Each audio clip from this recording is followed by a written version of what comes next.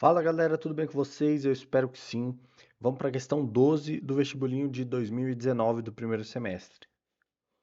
A Estrela da Morte é uma arma ícone da série cinematográfica Star Wars. De formato esférico, tá aqui, né, uma esfera, ela era considerada similar a uma lua. Essa arma barra estação espacial podia se locomover pelo espaço na velocidade da luz, ou seja, 3 vezes 10 elevado a 5 quilômetros por segundo. Então a velocidade aqui dessa estação espacial, né, da Estrela da Morte é 3 vezes 10 elevado a 5 quilômetros por segundo. O que que significa isso? A cada segundo, ela anda 3 vezes 10 elevado a 5 quilômetros. Beleza? Vamos continuar lendo. Admita que a Estrela da Morte precisa se reposicionar de maneira a realizar um ataque de máxima eficiência ao planeta C, que está aqui embaixo. Inicialmente, a estação espacial encontrava-se no ponto A, e entre ela e o planeta C havia um grande asteroide. Por isso, ela necessitou ir para o ponto B,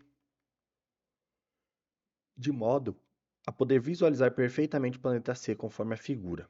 Assinale a alternativa que contém o tempo que a Estrela da Morte demorou para se locomover do ponto A para o ponto B. Então perceba que aqui, galera, a gente já tem um triângulo, né? A gente tem um triângulo e a gente pode calcular o tamanho desse lado aqui, né? O lado AB. Por quê? A gente já sabe que o tamanho do lado AC é 1,7 vezes 10 elevado a 10. O tamanho do lado BC é 8 vezes 10 elevado a 9. E agora a gente precisa do tamanho do lado AB. Como que a gente vai calcular esse tamanho do lado AB? Bom, se a gente lembrar lá de Pitágoras, o que que Pitágoras dizia? Que o quadrado da hipotenusa é igual à soma dos quadrados dos catetos. Então a hipotenusa é o lado AC, certo? A hipotenusa é o lado que fica contrário ao ângulo de 90 graus. Aqui a gente tem um ângulo de 90 graus, e o que fica oposto a esse ângulo é a hipotenusa, né? Que é o lado maior, esse cara aqui. Então, a hipotenusa ao quadrado, vamos lá, vamos fazer o que Pitágoras disse. A hipotenusa ao quadrado é igual à soma dos catetos ao quadrado. O primeiro cateto é o 8 vezes 10 elevado a 9 quadrado. E o segundo cateto é o que a gente quer achar, né? É o AB ao quadrado. Então vamos lá. Primeiro, vamos fazer esse cara aqui, ó. Quanto que dá esse cara aqui? 1,7 vezes 10 elevado a 10 ao quadrado. Bom, o quadrado, como tem uma multiplicação aqui dentro, o quadrado ele vai estar em cada componente da multiplicação de forma independente. Então vai ser 1,7 ao quadrado vezes 10 elevado a 10 ao quadrado. Beleza? Que também é a mesma coisa de eu fazer 1,7 vezes 10 elevado a 10, que multiplica 1,7 vezes 10 elevado a 10. Beleza? Então, como é que eu vou fazer? Eu vou multiplicar as bases e somar os expoentes. Então, vou multiplicar 1,7 por 1,7 e manter o 10, claro, e somar esses expoentes aqui, certo? Mas eu acho mais simples de entender da outra forma, né? Entendendo que o quadrado que está aqui, ele é colocado nos dois componentes de forma independente. Beleza? Então vamos lá. 1,7 ao quadrado. Não tem jeito, a gente vai ter que fazer 1,7 vezes 1,7. 7 vezes 7, 49. Vai o 9, sobe o 4. 7 vezes 1, 7, mais 4, 11. 1 vezes 7, 7. 1 vezes 1, 1. Então, 9 mais nada, desce o 9. 1 mais 7, desce o 8. 1 mais 1, desce o 2. Como aqui tem um número antes da vírgula e aqui tem um número antes da vírgula, então o resultado vai ter dois números antes da vírgula, um de cima e um de baixo, beleza? Então dá 2,89. Eu já vou por esse resultado ali para a gente economizar espaço. Então, o 1,7 ao quadrado dá 2,89. E quanto que dá o 10 elevado a 10 ao quadrado? Quando a gente tem essa situação aqui, que é um expoente dentro e um expoente fora, é a mesma coisa que multiplicar os expoentes, galera. Então, o resultado que a gente vai ter é 10 elevado a 20. beleza? Então, o nosso resultado final é 2,89 vezes 10 elevado a 20. E agora do outro lado? Do outro lado é muito parecido. O 8 vai estar ao quadrado e o 10 elevado a 9 vai estar ao quadrado. Resultado, 8 ao quadrado é 64, né? É muito importante saber o quadrado dos números inteiros, porque na prova você vai saber de cabeça. Então, 1 ao quadrado é 1, 2 ao quadrado, 2 ao quadrado é 4, 3 ao quadrado é 9, 4 ao quadrado é 16 e assim por diante. O quadrado dos números inteiros até do 0 ao 20, mais ou menos, é muito importante saber. Beleza. E agora, novamente, o 10 elevado a 9 ao quadrado vai dar 10 elevado a 9 vezes 2, que dá 18. Tudo isso mais AB quadrado. Bom, a gente tem que isolar o AB aqui, né? A gente tem que fazer de tudo para que o AB fique sozinho. Então, esse cara tem que passar para o outro lado. Já que ele está positivo, ele vai passar negativo. Então, vou ter 2,89 vezes 10 elevado a 20 menos 64 vezes 10 elevado a 18. Tudo isso igual a b ao quadrado. Perfeito. E essa situação que eu tenho aqui? Bom, essa situação ela é um pouco complicada. Por quê? Se eu tivesse as bases e expoentes iguais, eu poderia simplesmente manter as bases e os expoentes iguais e apenas subtrair esses caras aqui, certo? Então, por que eu não faço isso, né? Não parece mais fácil? É muito mais fácil. Então vamos lá, vamos deixar essas bases iguais. Qual que é mais fácil aqui eu mudar? O 20 ou o 18? Bom, eu vou deixar esse cara redondo, então eu vou deixar esse daqui como 20 também, 10 elevado a 20. Mas vamos lá, a gente está trabalhando aqui com notação científica. Se esse cara era 10 elevado a 18 e eu quero que ele seja 10 elevado a 20, o que eu tenho que fazer? Eu tenho que mover a vírgula que está aqui, né? 60, esse 64 é a mesma coisa que 64,0. Eu tenho que mover essa vírgula que está aqui duas vezes para a esquerda, porque eu quero aumentar dois números. Se eu quisesse diminuir, eu moveria duas vezes para a direita. Mas como eu quero aumentar de 18 para 20, então eu vou mover duas vezes para a esquerda. Então o meu 64 agora vira 0,64, porque eu movi a minha vírgula duas casas para a esquerda. Isso ficou claro? Perfeito. Então agora sim, galera, agora eu tenho esses caras aqui, eles são iguais. Então, eles permanecem igual na minha subtração. Então, no final, eu vou ter alguma coisa vezes 10 elevado a 20. Agora, que alguma coisa é esse? Eu simplesmente faço uma subtração convencional de 2,89 menos 0,64. Então, vamos lá. 2,69 menos 0. Opa, 69 não, 89. Menos 0,64. Quanto que dá? 9 menos 4 é 5. 8 menos 6 é 2. 2 menos 0 é 2. 2 menos 0 é 2. Olha só, então o resultado deu 2,25, beleza? Então vamos lá, vamos colocar lá. O resultado deu 2,25. Perfeito. 2,25. Tudo isso é igual a b quadrado. Bom, agora o que eu tenho que fazer? Eu tenho que isolar esse AB, ou seja, eu tenho que deixar ele sozinho. Então, esse quadrado que está aqui vai passar para o outro lado como raiz, certo? Então, eu vou ter que tirar a raiz de 2,25 elevado a 10. 10 elevado a 20, vezes 10 elevado a 20. Tudo isso é igual a b, que eu já passei o quadrado para o outro lado como raiz. Mas, galera, a raiz vai ser a mesma coisa do elevar ao quadrado, tá bom? A raiz, ela atua nos dois componentes da multiplicação de forma independente. Então, é a mesma coisa que 2,25, raiz, né, de 2,25, vezes raiz de 10 elevado a 20. É isso que eu tenho aqui em cima. Tudo isso é igual a b. Ah, Gabriel, mas por que isso, aonde que isso daí me ajudou? Bom, você vai ver já já. Porque a raiz, ela é a mesma coisa que elevar a meio. Sabia disso? Tirar a raiz de um número é a mesma coisa que elevar esse número a meio. Pode fazer aí na sua calculadora. Pega, por exemplo, raiz de 4, que vai dar 2. Aí você pega e faz 4 elevado a meio. Vai dar 2 também. 4 elevado a meio também vai dar 2. Beleza? Então, por que que isso é importante? Porque agora, olha como essa raiz fica fácil. Lembra que quando tem um expoente dentro e um expoente fora, eles se multiplicam? Então, o resultado desse cara aqui eu já sei. Vai dar 10 elevado a 20 vezes meio, ou seja, metade de 20, dá 10. Então, o resultado disso aqui já vai dar 10 elevado a 10. Agora, eu só preciso saber qual que é o resultado desse cara. Bom, vamos lá. Uma raiz é um número que multiplicado por ele mesmo vai dar o número que está aqui dentro, certo? Então, essa raiz pode ser 1? Não pode, porque 1 vezes 1 dá 1. Essa raiz pode ser 2? Não pode, porque 2 vezes 2 dá 4. 4 é maior. Então, se fosse 1, o resultado de 1 ao quadrado é 1.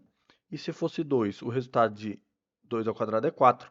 O 2,25 ele está bem aqui no meio, né? O 2,25 ele está entre 1 e 4. Então eu sei que a minha raiz ela vai ser algum número entre 1 e 2, certo? O resultado da minha raiz vai começar com 1, 1, alguma coisa. Agora eu só tenho que descobrir o que, que é esse alguma coisa. Bom, se você pensar um pouquinho, se você ou usar a lógica e um pouquinho de raciocínio, você vai perceber que o número que a gente está procurando é o 5. Por que o 5? Porque se a gente lembrar, 5 vezes 5 dá 25. Só que como tem o zero, né? Você imagina que vai ter um zero aqui na frente, né? Porque a gente pegou o 1 e agora a gente está olhando só o número que está depois da vírgula. O meio vezes meio, ou 0,5 vezes 0,5, dá 0,25. Então, isso daqui já é um ótimo indicador que a gente está próximo. E aqui não tem jeito, você vai ter que fazer um pouco de tentativa e erro. E a gente já sabe que é um número que está entre 1 e 2. Então, por que não começar a testar por 1,5? Então, como é que você testa isso? Você simplesmente faz 1,5 multiplicado por 1,5. Se esse resultado der 2,5, então você achou a raiz. Então, vamos lá. 5 vezes 5 dá 25, como eu falei. Põe o 5 e vai 2. 5 vezes 1 dá 5, mais 2, 7. 1 vezes 5 dá 5. 1 vezes 1 dá 1. 5 mais nada dá 5. 7 mais 5 dá 12. Põe o 2, vai 1. 1 mais 1 dá 2.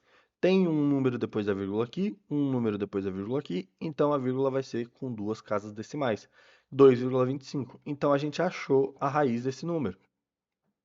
Então vamos lá. Esse resultado aqui vai dar 1,5 vezes 10 elevado a 10. Então a gente achou o tamanho do nosso lado AB. Esse cara aqui equivale a 1,5 vezes 10 elevado a 10. Beleza? Mas não é isso que o problema pede. O problema não pede o tamanho, a distância entre A e B. Ele pede o tempo que a estação espacial vai demorar para ir de A para B. E vamos analisar uma coisa. Lembra quando eu falei que, galera, se a velocidade é 3 vezes 10 a 5 quilômetros por segundo, olha o nome, por segundo, significa que a cada segundo que passa, eu andei 3 vezes 10 elevado a 5 quilômetros. Então, se passarem 2 segundos, quanto que eu andei? 6 vezes 10 elevado a 5 quilômetros. Se passarem 3 segundos, eu andei 9 vezes 10 elevado a 5 quilômetros.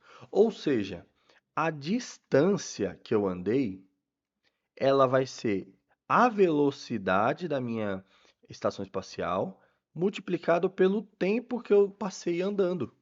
Concordam? Pela lógica que a gente acabou de achar aqui, se eu passei 1 segundo andando, eu andei 3. Se eu passei 2 segundos andando, eu andei 6. Então, se a gente multiplicar o tempo que a gente passou andando pela velocidade que a gente estava, a gente acha a distância que a gente chegou.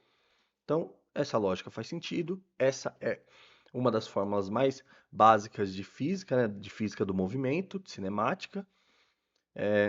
Então, é muito interessante também levar essa fórmula decorada, porque às vezes a ETEC dá, né, essa fórmula. Às vezes a ETEC te dá um quadradinho assim e ele te dá a fórmula. Ele fala, olha, a distância é calculada pela velocidade vezes o tempo. Se você já fez bastante prova da ETEC aí, você já deve ter visto isso, né? É só que nem sempre. E essa é uma das questões onde a gente não tem essa informação, né? Ó, a gente não parece ter essa informação. Então, a gente tem que tirar pela lógica ou levar decorado de casa essa informação. Mas sabendo disso, vamos lá.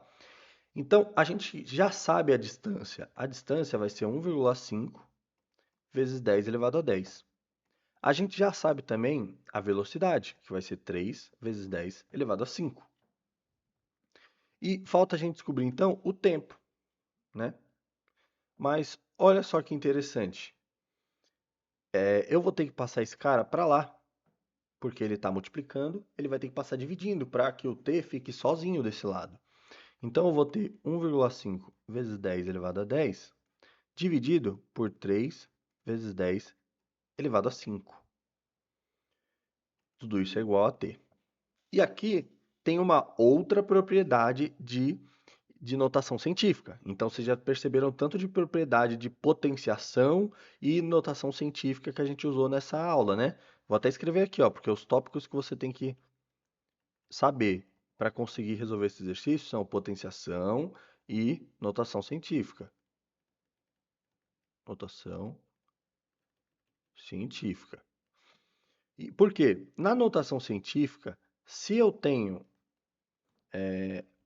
para eu fazer esse resultado aqui, de um número dividido pelo outro, basta que eu divida esses dois números um pelo outro, e o que que eu faço com esses? Eu simplesmente subtraio os expoentes.